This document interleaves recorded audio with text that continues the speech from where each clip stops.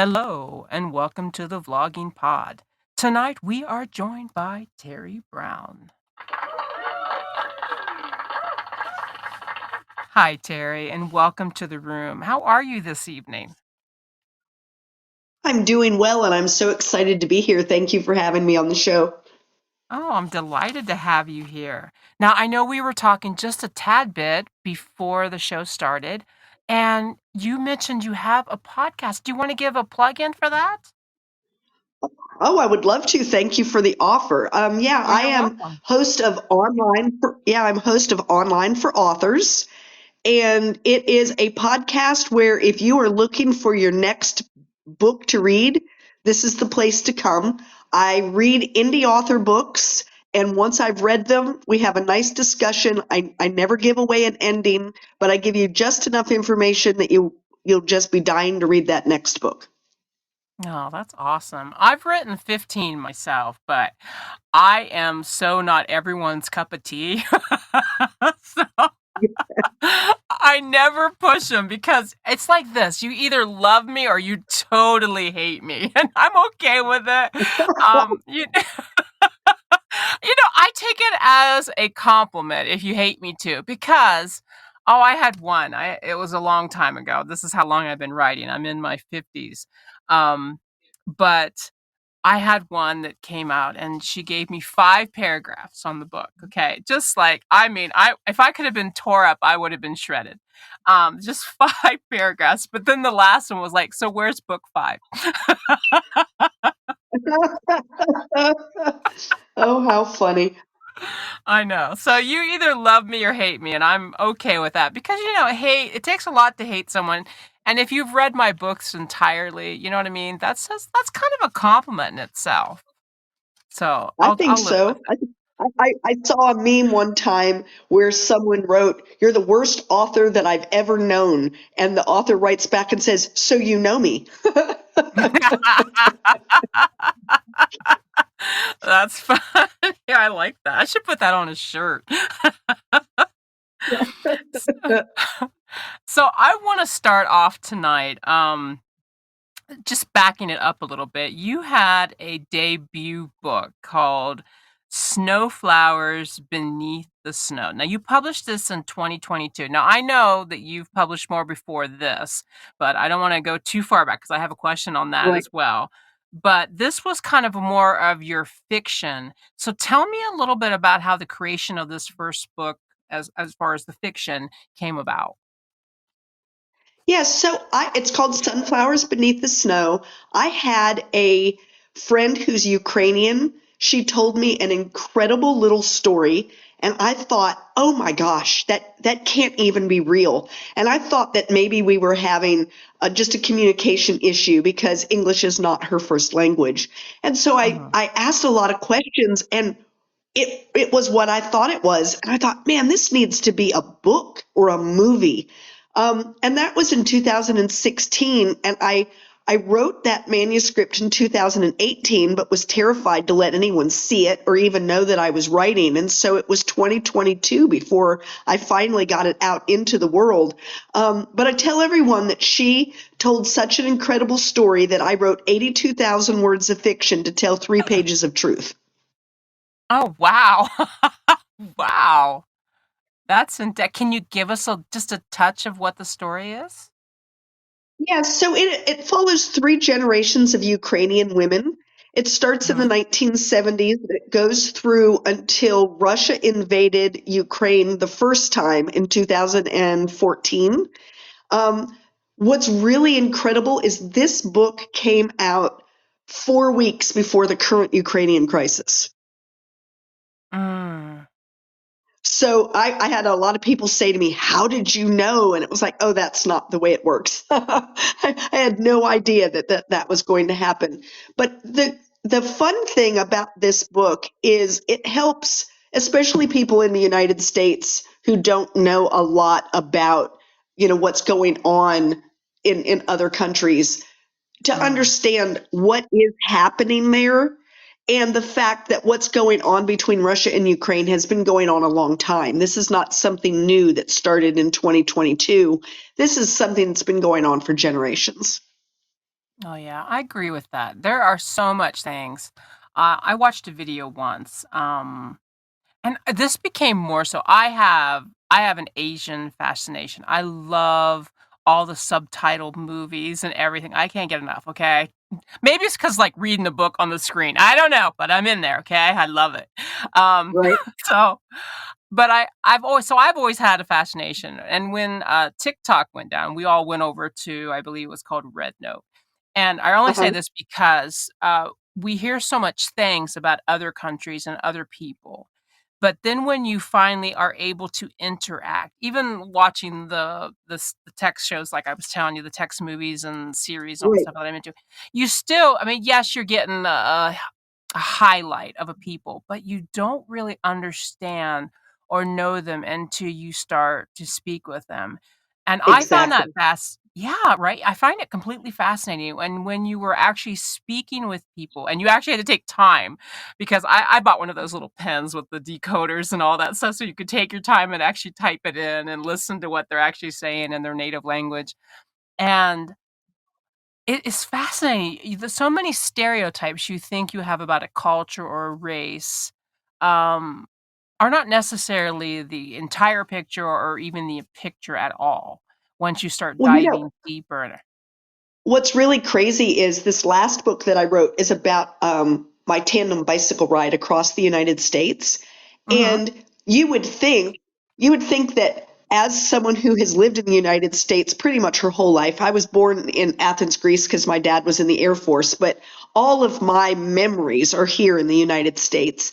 And I still learned things about the United States and people that I didn't Mhm. understand or that I would have thought was not true. You figure we rode across the United States during the summer of 2020. So that was COVID summer and it was political unrest summer. And if you listened to the news, you would have thought that the whole world was going to hell in a handbasket. And what it turned out was we found amazing individuals who were more than willing to chat with us, help us when we needed help, who were giving and loving, and it was amazing. It was so eye-opening. So I understand what you're saying. As you get to meet people, you recognize that those stereotypes that you have, you need to throw those out the window because people we're more alike than we are different. Oh, yeah. I agree with that. And even one particular person, either in any kind of culture or country, you can't generalize one based on the whole, you know what I mean? Because, I Absolutely mean, not. Right. yeah, we have some here now, which I won't go into any kind of, you know what I mean? But we have some here now, I'll be like, "Oh my goodness." So, Right, right, please and you don't want other people to generalize you no. over one or two or even 10 or 15 individuals. You want to be known for who you are. And Yes. yes, so when we took that ride, it was so refreshing to recognize that when you focus on the things that make you similar, the things that make you unsimilar don't seem to matter quite as much. Like you realize that people are people. They get up in the morning, they go to work, they want happiness, they want a loving family. I mean, everybody's kind of after the same kind of thing, and I think that's true regardless of what country you're in, that some of these stereotypes, I don't know why they exist, but they're not very helpful. No, they're not. Now, um, you made a couple of references. I'm gonna go out of my order of your questions just because we Okay. mentioned it. So I'm gonna put a little check here to make sure I don't re-ask it. But, you just mentioned your book when you were going across country, and for those who are Right. listening, it's also the title of our room, Double Butted Adventures. Am I getting that right? Yeah, so it's 10 little rules for a double-butted adventure. Nice. So tell us a little bit. Now, this is the latest one. This got published, Yeah. what It's date did you push it? actually it actually is going out on the 14th, so it's in pre-order right Ah, now. pre-order. And Okay. it's in pre-order right now, but a week from now it's going to be out there. Um, so my husband and I decided to ride across the United States on a tandem bicycle. The reason was my husband has wanted to ride across the United States on a bicycle since 1976. He heard of this group of college students who did it for the bicentennial. He was all in. He wanted to do that. I had recently gotten out of a really bad relationship. It was 14 years of emotional abuse, and I didn't feel like I had a lot of worth or value, and I didn't think other people felt that I did. And I wanted to do something big and bold. And when he talked about riding across the United States, we were dating, and I thought, I want to do that. I would do that with him. And so we started this process. And what's crazy is at that time, I had not been on a bicycle in 40 years. Oh. So, so this wasn't like in my wheelhouse. This was well outside. I tell people I'm a desk jockey. I, I like, I like to be outdoors, but walking along the beach collecting shells kind of outdoors, not this kind of outdoors. So this was a huge endeavor for me. And we decided to raise money for Toys for Tots. My husband is a 25-year veteran from the Marines, and it Mm, was like, okay, if we're going to do this big thing, let's raise money. And so we did for Toys for Tots. But when we were finishing up, so it was 3,102 miles, and as we are coming the last half mile, he points out the flag that's on the memorial. I start to laugh and cry and laugh and cry. I was a mess. And I said to myself, oh my gosh, I made it the whole way across the United States. I can do anything I put my mind to. It's no longer a matter of, can I? It's a matter of what do I want to do? And that's when I said, I want to be an author. And 14 months later, I was able to get Sunflowers Beneath the Snow out to the public. Now, that's interesting that you bring that up about the sunflowers because prior to your debut novel, this is some fiction that you wrote, right? The debut. Yes. Okay. You wrote, I think it's 4 other books. Am I saying that Yeah. correctly? And Yes. So nonfiction, or was it 5? I think it's it was 5, right? five. It was Yeah. five, and they were nonfiction. But I tell everyone, those for me, I was contracted, so Mhm. they paid me my one fee for writing it, and that was the end of that. And for those books, it was more about research. Can I research the facts, and then can I place them in the book in a manner in which someone will find pleasing and helpful? So it wasn't a lot of creativity. It wasn't a lot of me. It was things Mm, about like, how to buy your first home, how to put your home up for them on the market, how to those kinds of things. And they were fine, don't get me wrong, but they didn't require anything of me personally. It was, can I do good research? And the answer is yes. And do I understand how to lay out a book in such a way that if someone is looking for that kind of help, that this book will be helpful? yeah. But while I was doing those books, I really, really wanted to write fiction. But I was in that horribly abusive relationship, and there was no safe place to land. There was, Mm, like you put yourself out there on the line when you're writing your own characters and your own stories and people who don't like your books. And I couldn't have handled that. mm, I was already I already didn't believe in myself. There was no way that I was going to put something out there so more people could agree with my abusive husband that I was no good. And so it wasn't until I got out of that relationship that I began writing. right. It's a hard sell, and I don't I putting yourself out there is like, I don't know, it's like walking naked in the streets. It I is. mean, It it is. really is, and I understand this completely what you're saying. I mean, not so much of the relationship, scenario and stuff. I feel for you on that because that's very hard to have to deal with. I've been married. Oh, he's in the room, so he's gonna hear of this. I think it's 32 years. I'm horrible at that kind of. He's in our chat room here tonight, so um, I think I think it's 32. I could be wrong, but I'm horrible. I usually can get it confused if it's June or July too. So it's somewhere. It's one of those J months that we got married. So I don't have that so much as that, but um, I will say that writing, that's what I have familiarity with what we're talking about, um, is a very lonely. You can circulate with other authors as much as you want, but it's a very lonely adventure. You know what I mean? It is. Or Yeah, indenture, I should say. yeah. Um, I mean, because you you you can't really write with someone else. I mean, that's an alone thing. Your editing is an alone thing. And then yeah. as you're putting your book out into the world, when you get feedback on it, even if there's someone else standing there with you, it's your soul Mhm. that takes either the wow, this is fantastic, or takes the hit, you know? And I Well, just yeah, and it the was too scary for me to do that when I was in a situation where I was already not feeling good about myself. Yeah.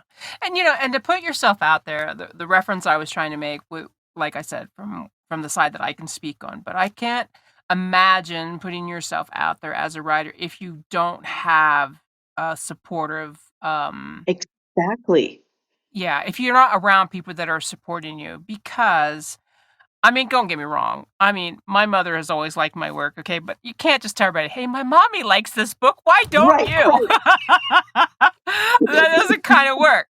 But so you're always looking for that supportive, you know what I mean, reinforcement to be able to balance out. And but I've noticed, I mean, like again, like I'm not saying that I don't get it, but I've noticed just from my own life that and I spent a couple years in therapy. I'll put that out there. So I have my own baggage, okay? But Right, I have right. learned I've learned one important thing is that, and maybe this has to do with my age and being married for a very long time and all that stuff that adds into everything. But I think you have to give that reassurance to yourself and say, screw it to everyone else and everything. And that Yeah, whether or not, whatever it is, and it doesn't have to be writing, it can be any kind of thing that you're willing to step out there for. Even your self-worth, even your beauty, even your charisma, your talent, you have to see it in yourself first. If you don't, that makes it enables anyone else to see it. Does that make sense? right. No, absolutely. In fact, I have been doing some marketing classes with some local authors. And the first thing I tell them is you have to be able to say and mean, I am an author and I Mhm. write good books. And Yes. if you can't say that, Mhm. no one else is going to believe it. I Well, don't care trust what me. marketing you do. Oh, yeah, trust me, I get it. I'm my biggest fan. I go back and read my own Right? stuff, and I'm like, "Dang, that's good." That's good. I tell people that you've got to be willing, you have to be willing to stand on the table and dance with your book naked. Like, here I Yeah. am, like, see the book. And I Mm. think that's a real hard thing for authors to to grasp, is that idea that, you have to be able to say, I am an author and I write good books. And Well, it's just part of it. Like, if you can't do that, it's going to be a very scary journey for you. I'm gonna throw Laura under the bus, and she's in the room with this is Laura is my partner in crime. Some people say personal assistant, but I call her my partner as far as everything work related. We're in it together. But um, when Laura started with me, I was like, and at that time we were still figuring things out. Now we kind of work more in coalition to the podcast, but before when it was the books and everything else, I was like, all right. So if you're gonna work with me, you got to read my books because what I told you in the beginning, you either love me or you totally hate me. And Right, right, right. yeah, so it was kind of a sink and swim kind of thing, but yeah, she said, yeah, she did that. She did Yeah, say I that. did. Yeah.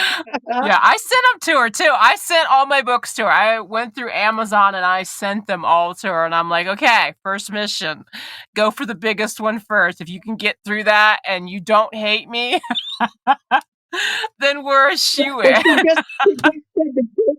The joke's on you because she loves your books. So that's what she, Yeah, yeah. I know. I love her. We've been working together now for 4 years straight. And although my writing has backburned, I do have some work that I haven't finished. So, but she's here more for other reasons now too. It's not so much just the books. I mean, that's a passion for me. But I think you just right, really have to love what you do. And I think something very important, like when we were talking about burying ourselves, up to open to criticism.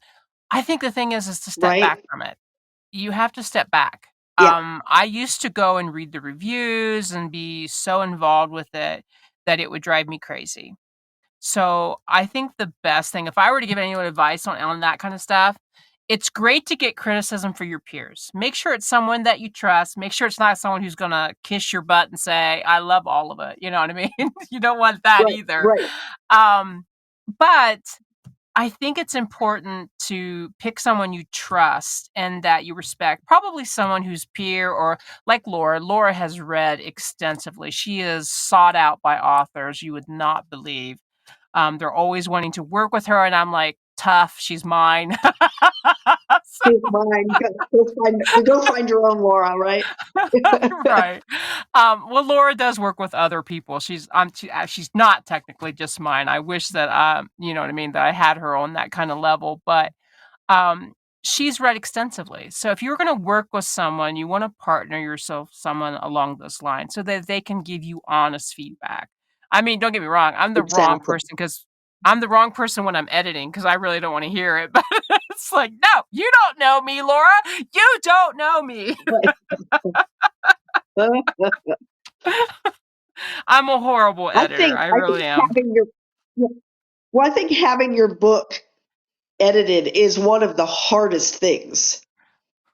Um, Oh, it, yes. it's almost like turning your English paper in and it comes back and it's full of red lines and things and your first thought is Yes. what, that's my baby, like what are you doing tearing Yes. it apart? But I Yes. have learned, and now I actually love the editing process because I've recognized that although it may be a little difficult for me to look at it and see the truth, it is usually true. And I do need help in these areas. And isn't it wonderful that I have someone on my side who's willing to tell me, Terry, this is a good book and it can be a great book if you'll go do this. Mm. You know, Yeah. there's this hole here. And wouldn't it be really good if you fix this hole before we put it out in the public? And most of the time it's things I would never have recognized on my own because I know the whole story inside and out and I know my characters and I know everything that's supposed to happen and I've failed to tell you something but I haven't recognized it because I assume you know everything I know. Yes. I think we do that in real life too. Um, Yes, Sometimes I say it in my head and just automatically think somebody else knows it. We right, had nieces right. and nephews for Christmas. And because I had talked about it enough with a few people, family that live here, because my mother has an apartment across from my she shed and my husband. So I think I just said it enough. I just assumed that the kids knew. And they were like, so when was this?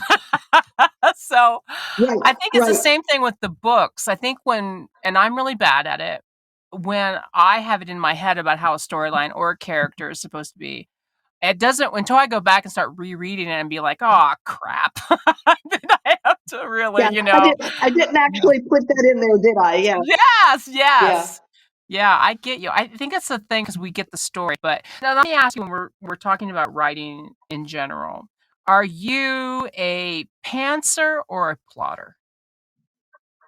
I am a pantser all the way. I am Well, I knew I liked 100% you. pantser. I have tried so hard to be something else. I have tried Mhm. several different outlining and plotting things. Each and every time I run into a wall, my characters refuse to play with me anymore, and I sit there in a stupor until I give it up and try again and do it Yes. my way. And and it's funny because in my Personal life, I am a planner. I Mhm. like a list. I know what I'm going to do every day. I love to cross it off the list. I don't like to be spontaneous. I tell everyone, "Oh, I love spontaneity as long as you let me plan for it. You want me to be spontaneous? Let's do that on Saturday at 10." I mean, I'm a planner, but when it comes to my creativity, nope. Nope. And then what's funny is on this trip that we took on our tandem bicycle ride, I tried to be the planner, and it doesn't work that way. You can't plan Mm. for what you don't know is coming. You don't know how bad the hills might be. You don't know what the weather's going to be like. You don't know that you're going to have a bad night's sleep in the tent and you're not going to have the ability to go that many miles. You can't plan on when your flat tires happen. You can't plan on when there's going to be road construction. There's all of these things. And I had to learn to just do the day, Mhm. just do the day, and then tomorrow we'll do tomorrow. And so it's almost like my creativity and that trip were the same in so many ways, in which you just have to like go by the seat of your pants and see what the day brings you. Right. So now you make up a good example. Well, I should say you're making a very good example about pantser and plotter because I've done both. I Yeah. am so much the way you are. I'm a pantser, and I've told this in previous podcasts that I've had with other artists and authors that come on. Um, I think for me, being a pantser is because it's like reading a book I want to read about a subject I want. And every day that something else is put down the paper, it's like, "Oh, oh, that's good." And I'm so much more excited about the book being finished Yes. because I don't know how it's going to end. And when I get the ending in my No. head, this is where I'm the worst. This is where I am the worst. Once I know in my head where the ending is, I can't I find it very hard to finish the book every time. Oh, and so what happens to me is my editor will can almost point out, and she'll say, "This is where you figured out the ending, isn't it? You started Mhm. rushing it. Yeah. Stop rushing the Yeah. ending." And it's like, but Yes. I already know what's going to happen now. I already Yep. know. Yeah. So I'm usually like, most of my books are in the range of like 80,000 words, and I'm usually Mhm. 60,000 words in before I have any inkling of where it's actually going to end.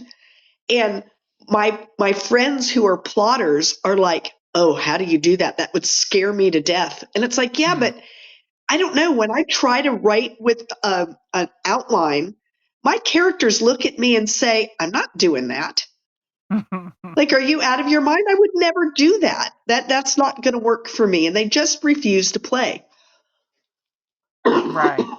I like I said, I love to write, but I'm where it's all consuming. Like, I have a laptop. I'm not an 80,000 word writer.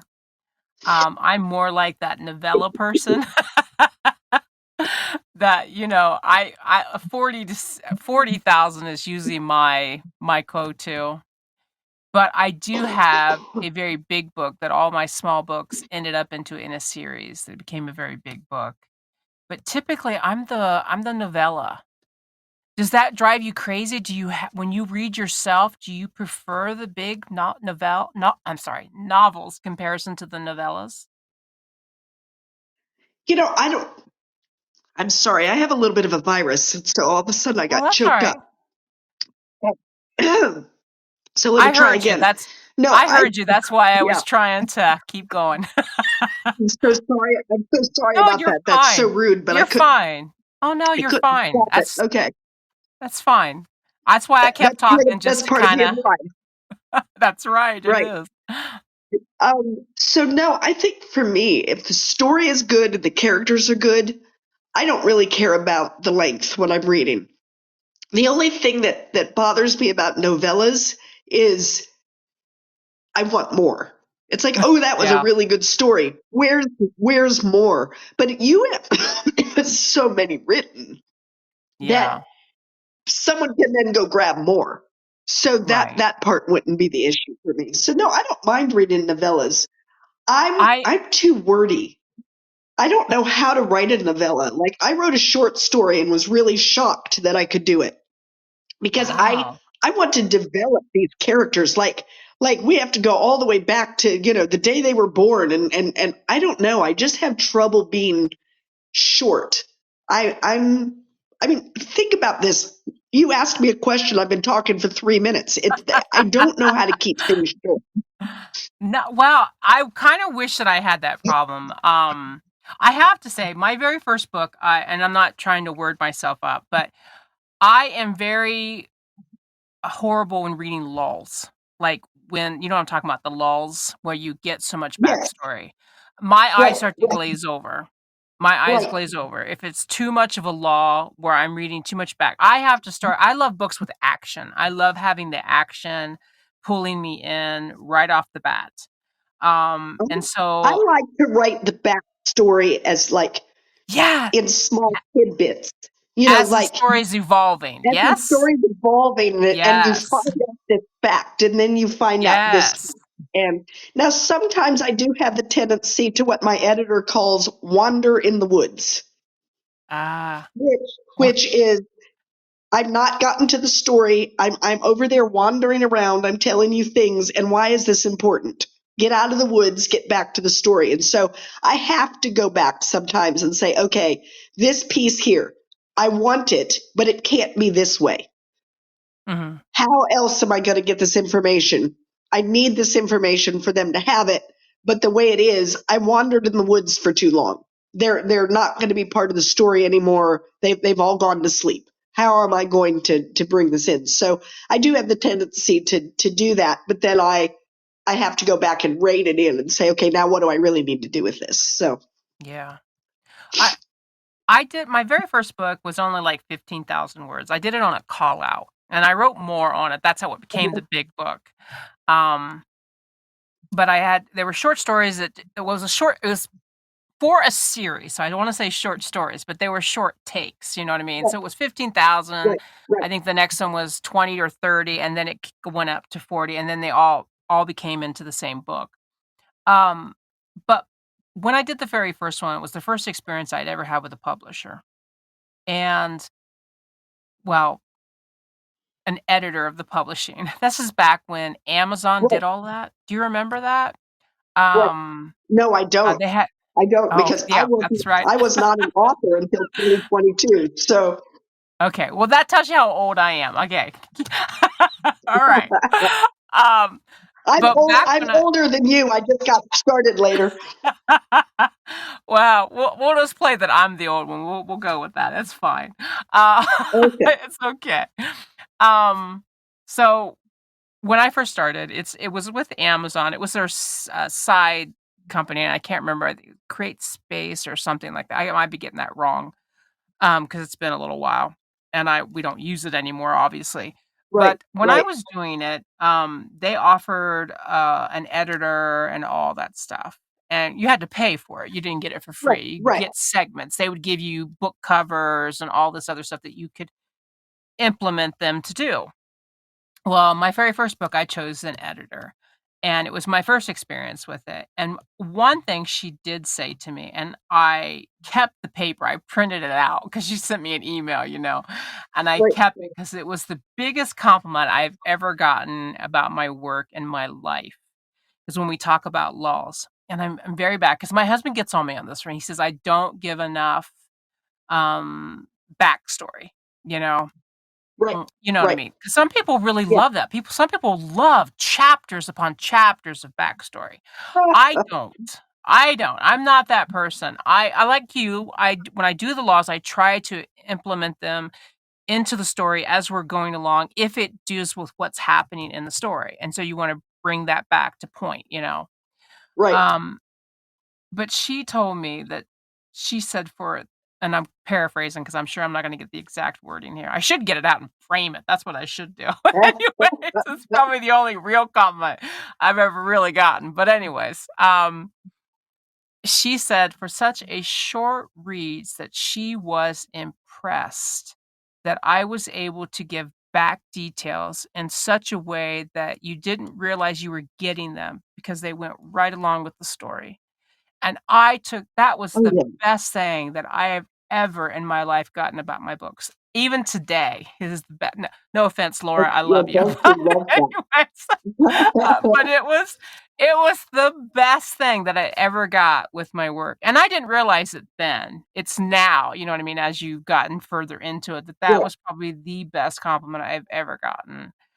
Um, Well, what's but interesting is now that I'm writing more than one genre. So I've got my historical fiction novels, and now I've got 10 Little Rules for a Double-Butted Adventure out. And, it's creative nonfiction. It's about my life. And I just got a review in which they said that it was a very down to earth and chatty, and never once did it feel like I was talking down to someone or demanding that they accept one of my rules. Like it never felt like I was the authority and everyone else must fall in line. And to me, that's a wonderful compliment, because when you're writing a book that has the word rules in it, people start to wonder, well, am I going to tell them 10 things they have to do to live their life? And the answer is no. I'm telling you 10 things that I learned that helped me in my life. And the yeah, hope is that maybe you'll learn something to help you in yours along the way.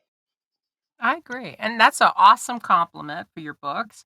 Also, you've had Yeah. vast amount of compliments. I went to go look at your books on Amazon, and I looked at your website, and you've gotten multiple awards on a lot of your books. One specifically, I think it was 10 Yeah. awards you got for, the very first book, Sunflowers Beneath the Snow. Yeah. I think you had 10, right? Yeah. Yeah.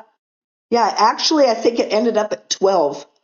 Whoa! Yeah, so it's been crazy. I've since, now I have the three books out, this fourth one coming out, and I'm not sure, but I'm somewhere up around 60 awards across those books. Wow, that's So, awesome. Now yeah. now do you have a writing room you're putting all these up? Do you have an office that these are going on the wall? I do have an office, but a lot of them just send you a digital seal. So I guess what I should do is print those all out and then just have them all over my wall. That would be Oh, something. I hadn't thought of that. you Thank know you. you know what you should do, and it would be infinitely awesome, and they're not that expensive. Hit me up, or I'll put it in our pod match, text to each other. Okay. Um, but you put them on a canvas and actually get them framed, Oh, yeah. and that Oh, that makes it would be look cool, s wouldn't it? yes. I that looks so professional. My father passed, and then this past year, my sister passed, and um, I wanted to do something special and memorable for them, and I put their pictures on canvases and then had them framed, and they looked as if you've gotten them professionally done, like you originally had the pictures Yeah. done, and you know what I mean, and they painted it on a canvas, all depending on what kind of texture you're going with, but it really Yeah. gives a great impact, it really does. Also, Yeah, I can. what I've go ahead.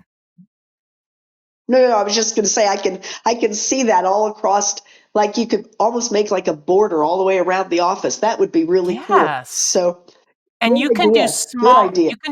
you can do smaller ones that don't cost that much, um, Right, right. and you can do, like, the little 8 by 5s if they don't cost that much. They're a couple, I think the most I ever spent on one was for the small ones, you know what I mean, was maybe 15 Yeah. bucks, because every time I have published my book, I have printed the cover on a canvas, and Oh, so how they just, like fun. yeah, they just look like little books in my she shed out here, so I have them on the wall. They just look like little books, but they're how they what I'm talking about with the canvas around Yeah, the frame and yeah, yeah. everything. Yeah, and so they just look like little books on your walls, and I love that, you Oh, know? yeah. That sounds fabulous.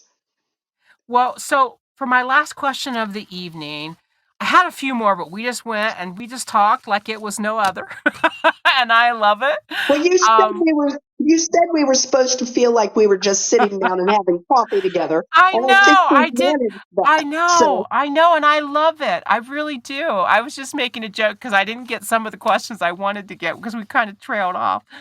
But I think that's awesome. I love being able just to sit down with someone, like you're just having a cup of coffee. Sometimes I have coffee in here, even this evening. I'll be up a while, but that's all right. It's worth it. So, what we were talking, oh yeah, the only questions I had was to the extent of the other books, and we didn't get to those. So I now I Okay. have to have you back so we can dive deeper into the other stories you've written. But for Well, my that would be last great. question, oh, I would love that because I feel bad, but I've enjoyed the conversation so well. I've kind of went off my question, so my apologies to you and to all those that are listening. But we'll have you back, I guarantee it, because I'd love to dive a little bit deeper, especially into the how-to books too, because I still think that's great. Even though, like I said, you had a more creative calling, I still think that's awesome that you were able to do 5 books prior to letting your creative outlet go out. Yeah. So I think those Yeah. are awesome. So what's next? What's coming next? What great big thing are we working on right now? So I'm actually working on two things right now. I have a children's story that came to me while I was riding across the United States. And I have a granddaughter who said to me, Gigi, when are you going to write a book for me? So I have that written. I finally have the illustrations done. I've been working with an illustrator. So I hope to have that book out late spring. And then the book that I'm writing right now is a complete change of pace from everything that I've ever done. And I tell people I don't like to be put into a genre box where you say this is the only thing you can write. So I've got my Mm, historical fiction. I'm going to have a children's book. I have a short story in an anthology. I have this creative nonfiction, My 10 Little Rules for a Double Butted Adventure. And now I am writing a contemporary women's fiction that's humor, and it is a tongue-in-cheek look at a woman going through menopause.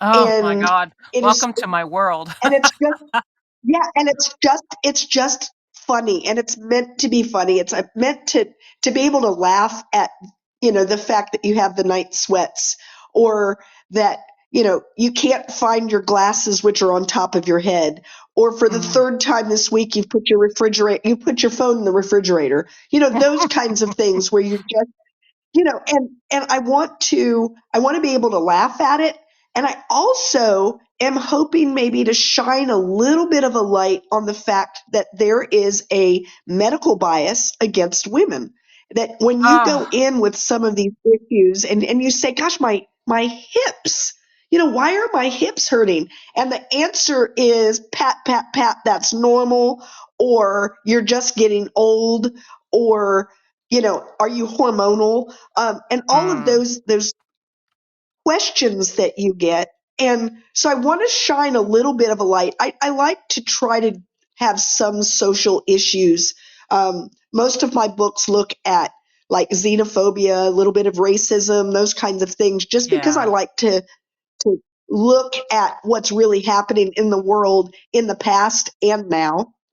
So I think that's Ugh, what I'll do with that one, is shine a little bit of a light there. But mostly it's just going to be funny. It's a very, she's me. She's kind of this, a little bit sarcastic and flippant, and looking at herself, and she's out there trying to date again, and life is, on this very first date she's trying to go on, she has a hot flash 15 minutes before she leaves, and she ends up soaking wet and has to change her clothes and the whole nine yards. So, yeah. Terry, we're going to have to definitely book a date because, quite frankly, what you just said, part of our podcast too is like I like to talk about women's issues as well. And you and Yeah. I going through the menopause, I'm assuming that we're close in our ages. We're probably both in our 50s, yes? I'm actually 61. Well, we're gonna put you in your 50s because you sound too young for that. So we're gonna put you closer to me. Well, thank you.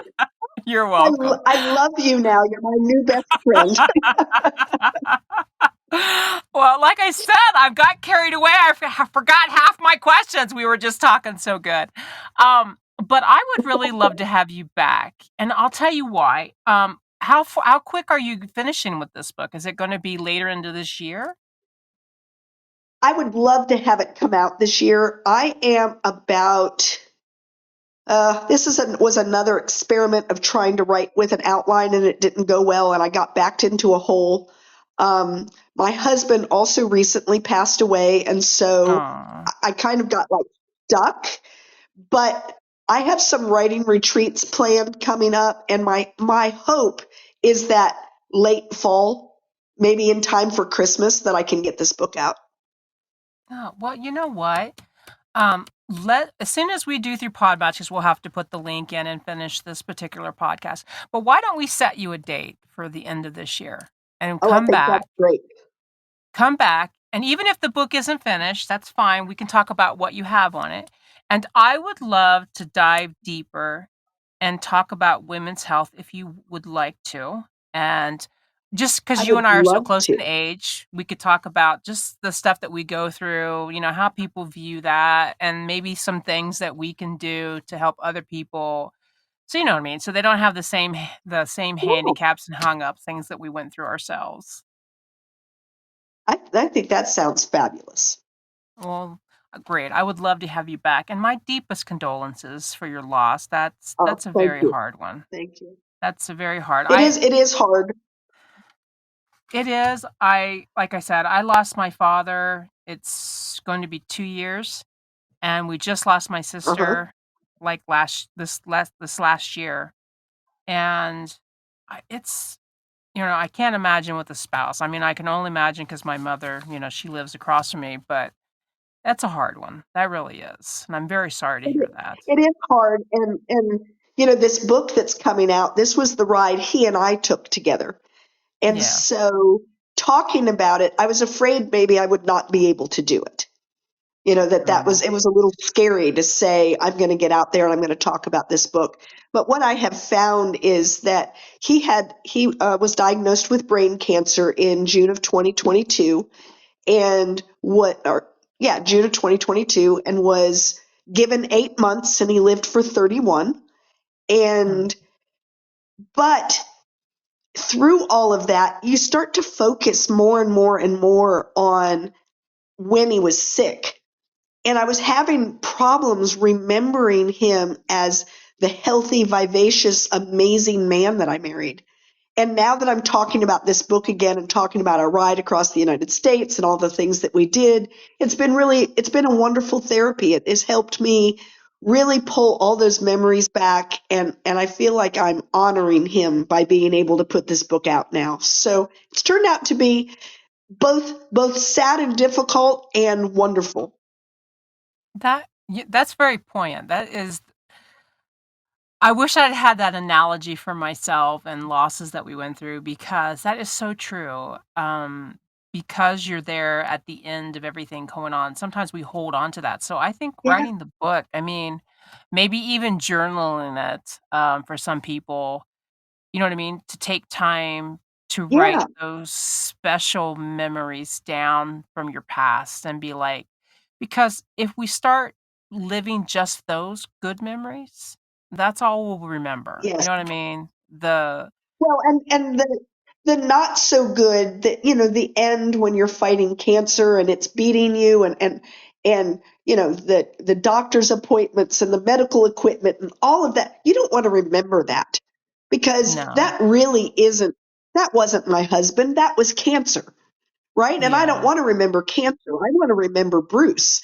So getting to talk about this amazing ride that we took, 3,000 miles across the United States, and all of the funny stories and all of the things that I learned about myself and life while on that trip, it has really been wonderful to be able to express that to other people and to be able to really honor who he was, because this really does explain who he was as an individual, and then how he helped me to grow and become that individual that I wanted to be but had been too afraid to be.